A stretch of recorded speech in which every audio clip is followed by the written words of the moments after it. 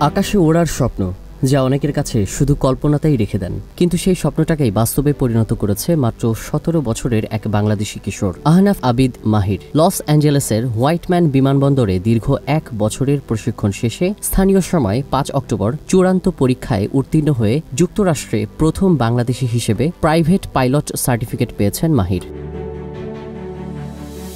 মাত্র ১৬ বছর বয়সে বাবা মইনুল হক ও মা আয়েশা রুমা তাকে ভর্তি করান লস অ্যাঞ্জেলেসের একটি ফ্লাইং ট্রেনিং সেন্টারে। এরপর থেকে শুরু হয় প্রতিদিনের আকাশযাত্রা, নীল আকাশের মেঘ ছুঁয়ে আবার মাটিতে ফেরা। ১৭ বছর বয়সে পা দিতেই ফেডারেল এভিয়েশন অ্যাডমিনিস্ট্রেশন FAA এর পরীক্ষায় উত্তীর্ণ হয়ে নিজের হাতে পেলেন পাইলট লাইসেন্স।